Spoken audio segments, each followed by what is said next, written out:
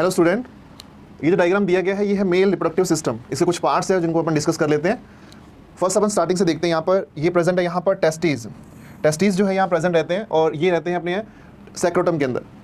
फिर उसके बाद में जो है यहाँ एक स्ट्रक्चर दे रखी है जो कि रिलेटेड है इसी से, और वो बहुत सारी छोटी छोटी ट्यूब जो है या अपन डक्ट्स कह सकते हैं उनसे मिलकर बनी है, जो बाहर की तरफ आ रही है। उसका नाम है यहाँ एपिडिडाइमस। तो एपिडिडाइमस यहाँ प्रेजेंट है। उसके बाद में एपिडिडाइमस जो है वो बाहर की तरफ, ऊपर की तरफ इस तरीके से दोनों साइड, यानी अपनी अपनी साइड जो है वो यहाँ से बाहर की तरफ एक स्ट्रक्चर को डेवलप करेगी। तो सबसे पहले हो गया अपने पास टेस्टीज, उसके बाद में स्ट्रक्चर हो जाएगी यहाँ पर एपिडिडाइमस, और ये यहाँ पर एपिडिडाइमस, और जस्ट उसके बाद में वॉस डेफरेंस यहाँ प्रेजेंट है। और वॉस डेफरेंस के बाद में यहाँ देखें तो यहाँ एक छोटी सी ग्लैंड सेमिनल वेसिकल प्रेजेंट है। ऐसा ही सेम स्ट्रक्चर जो है दूसरी साइड प्रेजेंट रहता है। तो टेस्टीज के बाद में एपिडिडाइमस, उसके बाद में वॉस डेफरेंस, और ये है यहाँ पर सेमिनल वेसिकल। वॉस डेफरेंस वही पार्ट है जिसको कट करके यहाँ टाई करके वैसेक्टोमी, जिसे अपन नसबंदी भी कहते हैं, वो की जाती है मेल के अंदर।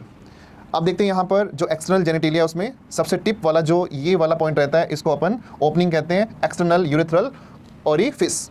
उसके बाद में नेक्स्ट यहाँ पर देखें, ये जो फुला हुआ रीजन है इसको अपन क्या कहते हैं, ग्लैंड्स पेनिस कहते हैं।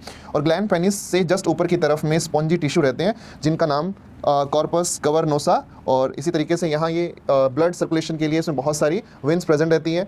जस्ट ऊपर की तरफ देखें, ये वाला जो कॉमन डक्ट रहता है इससे स्पर्म और यूरिन जो है वो रिलीज होता है। तो ये यूरेथ्रा पॉइंट है। और इसी तरीके से यहाँ पर क्यूस पेनिस प्रेजेंट है जो कि लास्ट इसका किनारा होता है। और यहाँ देखिए 3 ग्लैंड हो जाएगी, बल्बो यूरिथ्रल ग्लैंड जो एक पेयर में प्रेजेंट है, और इसी तरीके से प्रोस्टेट ग्लैंड जो सिंगल प्रेजेंट है, और यहाँ सेमिनल वेसिकल एक पेयर में प्रेजेंट है। तो ये कुछ कॉमन पार्ट रहते हैं जो कि बेसिकली आपसे ज़्यादा पूछे जाते हैं। तो स्ट्रक्चर के अंदर अपन इनको इंक्लूड करेंगे। तो टेस्टीज और उसके डक्ट्स, और उसके बाद एक्सटर्नल जेनेटिलिया और उसके कुछ पार्ट्स। Thank you.